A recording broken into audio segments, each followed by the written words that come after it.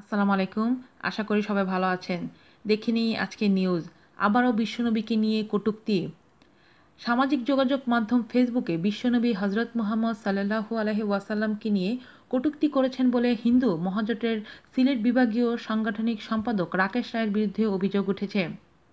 শনিবার সন্ধ্যা থেকে মুহাম্মদ সাল্লাল্লাহু আলাইহি ওয়াসাল্লামকে নিয়ে রাকেশের কটূক্তিপূর্ণ একটি বক্তব্যের ছবি ফেসবুকে ছড়িয়ে পড়ে। বিষয়টি জানতে পেরে প্রতিবাদে উত্তপ্ত হয়ে ওঠে জকিগঞ্জ।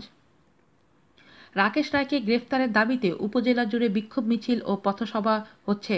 রোববার আসরের নামাজ শেষে জকিগঞ্জ পৌর শহরে তৌহিদ জনতার ব্যানারে সর্বস্তরের মানুষ রাকেশ রায়ের ফাঁসি ও গ্রেফতারের দাবিতে বিক্ষোভ মিছিল করে। মিছিলটি শহরের গুরুত্বপূর্ণ সড়ক প্রদক্ষিণ শেষে এম.এ. হক চত্বরে পথসভায় মিলিত হয়। সবাই বক্তারা বলেন, কেউ ধর্ম নিয়ে বাড়াবাড়ি করবেন না। সব ধর্মের জন্য জকিগঞ্জে সহাবস্থান রয়েছে। ধর্মীয় সম্প্রীতিকে ভঙ্গ করলে পরিণাম ভয়াবহ হবে। বিশ্বনবীকে নিয়ে কটূক্তিকারী রাকেশ রায়কে দ্রুত গ্রেফতার করতে হবে। 24 ঘন্টার মধ্যে রাকেশ রায়কে গ্রেফতার করা না হলে পরিস্থিতি খারাপ হবে। এ ব্যাপারে অভিযুক্ত রাকেশ রায়ের বক্তব্য নিতে তার মোবাইল ফোন নম্বরে কল দিলে সেটি বন্ধ পাওয়া যায়। এ ব্যাপারে জকিগঞ্জ বিয়ানীবাজার সার্কেলের অতিরিক্ত পুলিশ সুপার মোস্তাক সরকার বলেন, রাকেশ রায় পুলিশের নজরদারিতে রয়েছে। বিষয়টি ইতিমধ্যে আমরা অবগত হয়েছি।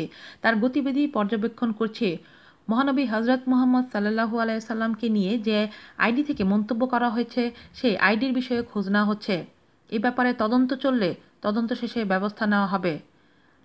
আসুন মুসলমান ভাই বোনেরা, এই রাকেশের গলায় আমরা জুতার মালা পরিয়ে সারা বাংলাদেশ ঘুরাই।